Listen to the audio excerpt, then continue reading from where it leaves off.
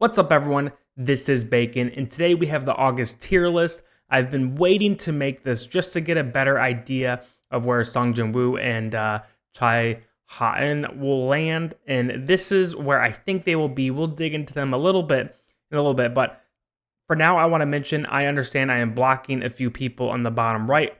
Those people don't matter. They're garbage characters, not worth my time, not worth your time. So if you don't even know who they are, you're not missing out. So just keep that in mind. I know I'm blocking out the bottom, but there's no one that's really crazy or important there. But a few changes, a few people kind of moving up and down a little bit.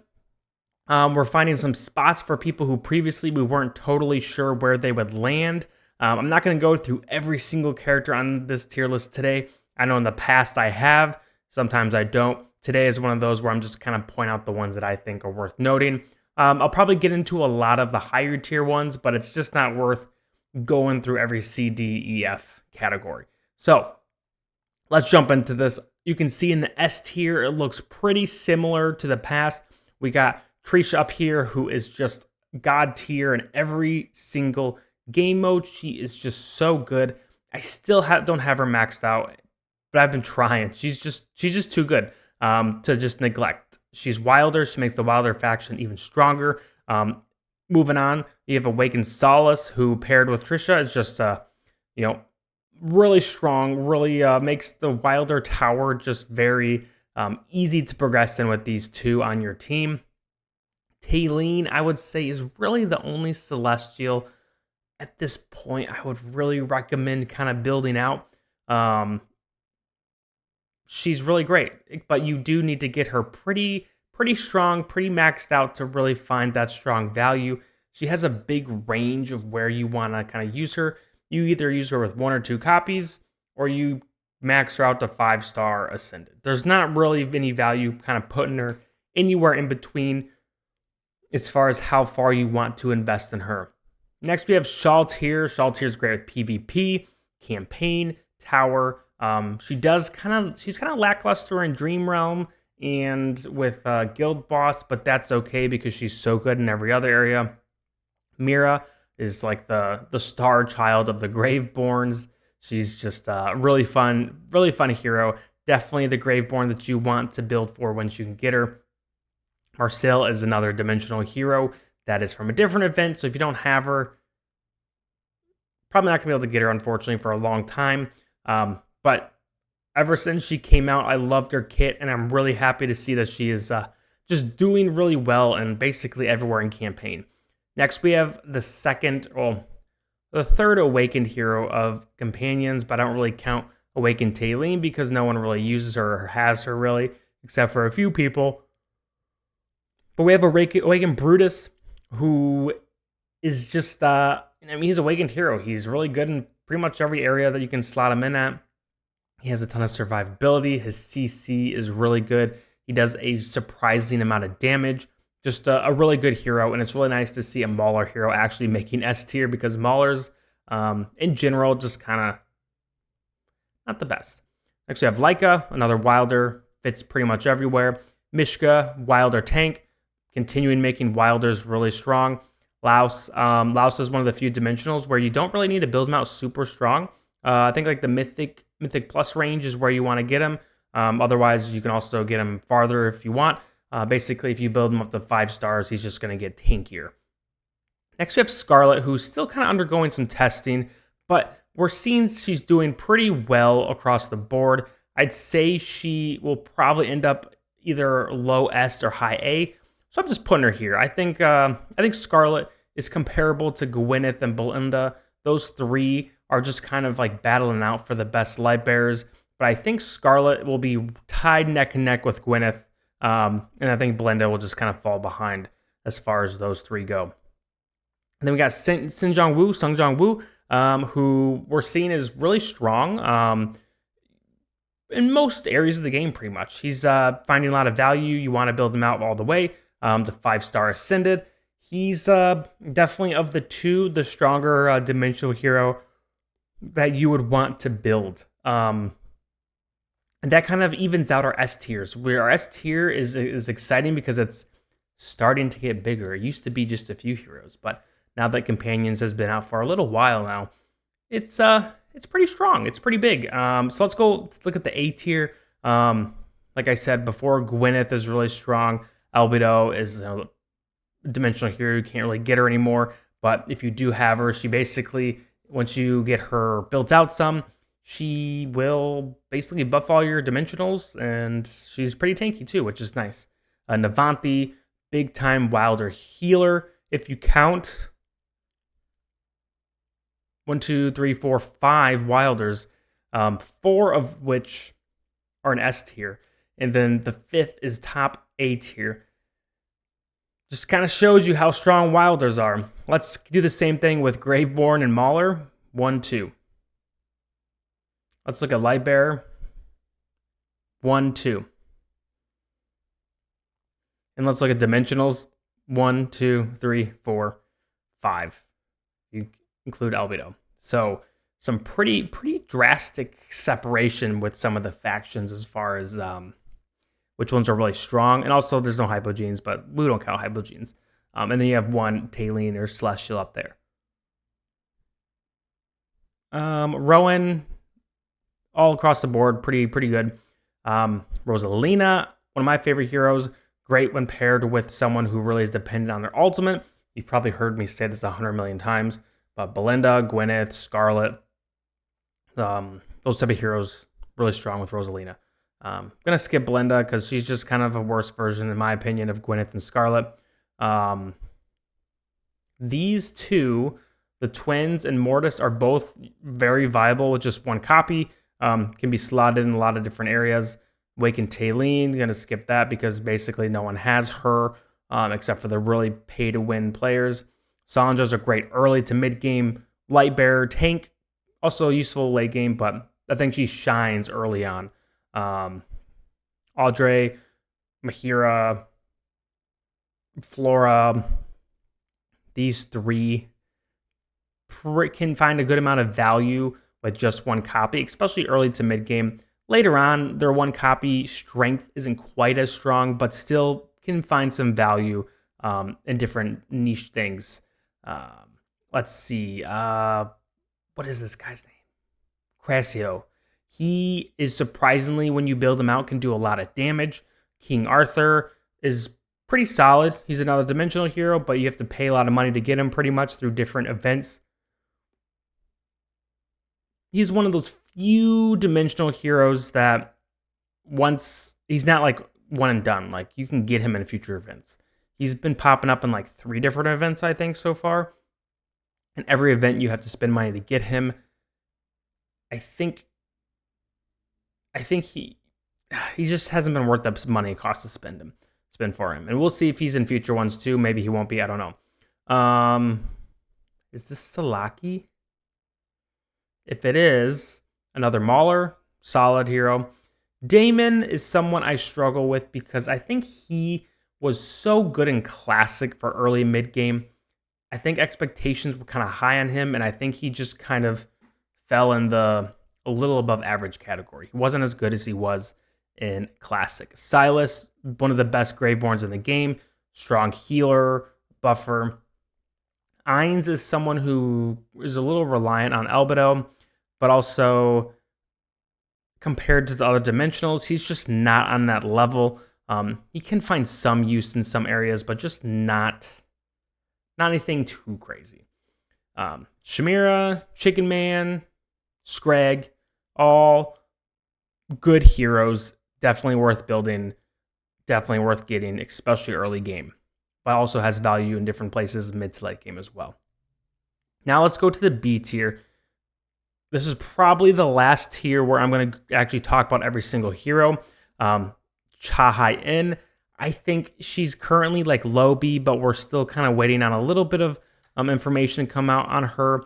I think she could probably find herself in high B, mid B territory. She is just not as good as Sung Jin Woo, which, I mean, if you watch the anime, that makes sense. He's just Giga Chad aura farming, and she's just kind of dying. Spoiler alert.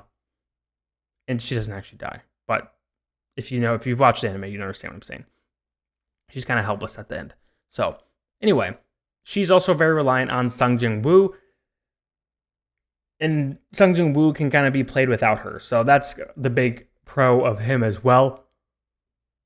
Rain is someone who I thought would be a little more valuable, but I think partially because clan boss, you get to a point where you do have enough damage to get max rewards, and then it doesn't really matter. You don't need to have 10 really good teams or 5 really good teams. As long as you hit that threshold of damage. She is good with clan boss, and can be decent with just a few copies, but someone who you kind of build out over time, and maybe there'll be something, some content later on that is valuable with her. Nemisu, I think is his name. One of the few Mauler healers. Big time healer though. Good for Mauler Tower. Athalia. It's not worth building. Not worth building her out with how much resources it takes for Celestials. I'd rather build Helena.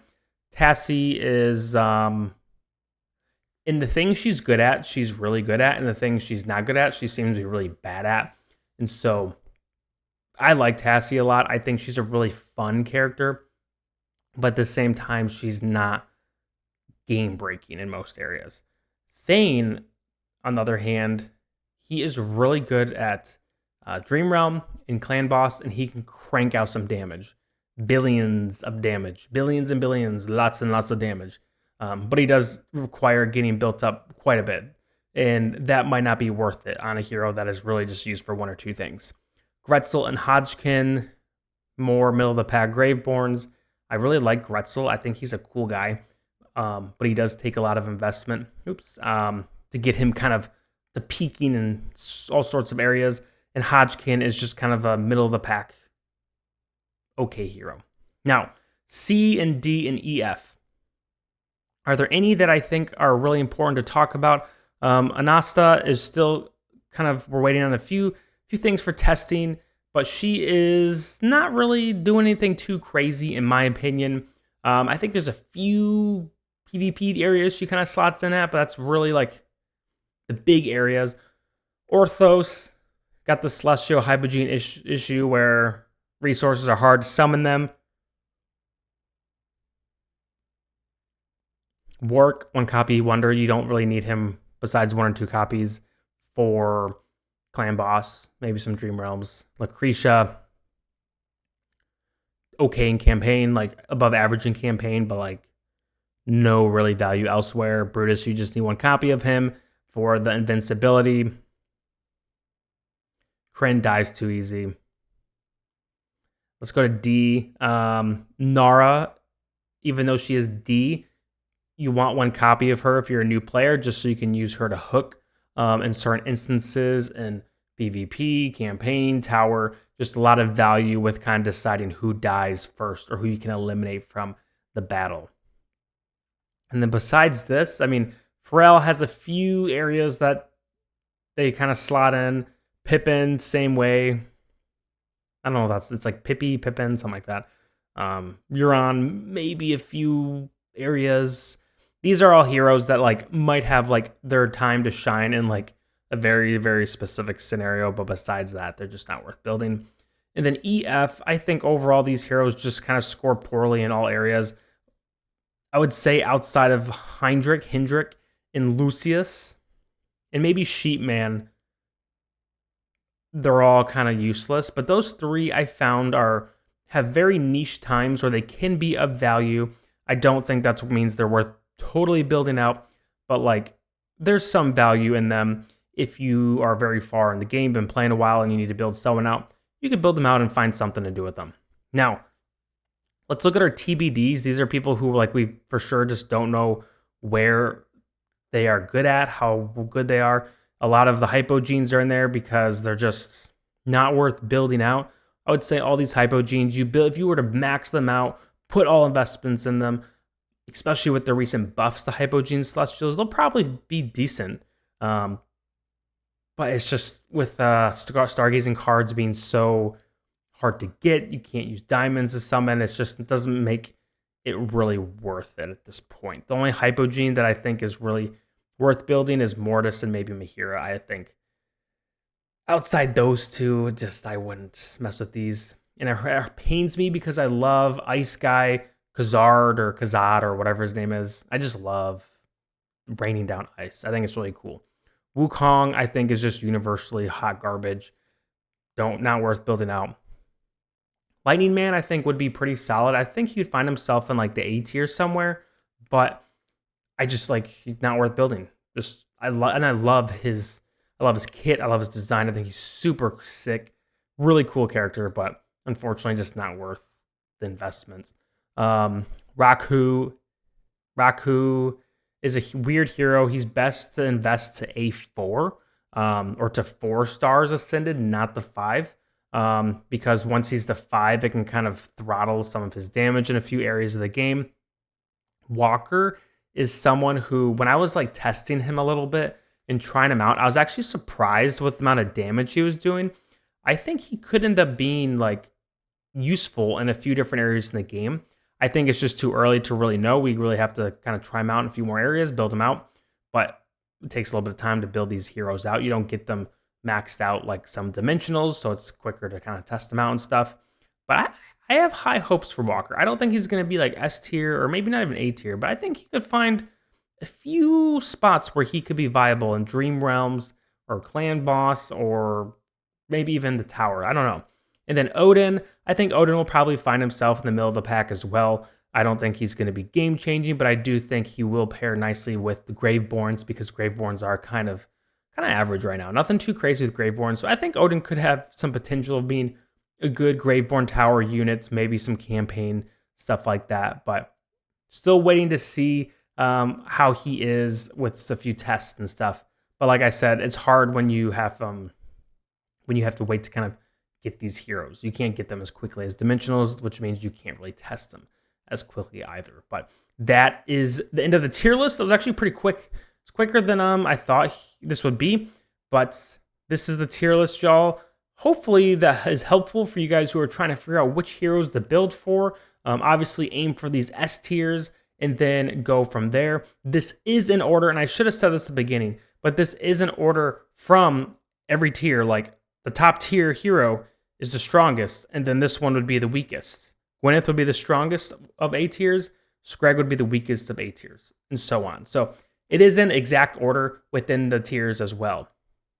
But thank you guys for watching. I'm going to continue making content, but thank you, and hope you have a great rest of your day. Peace.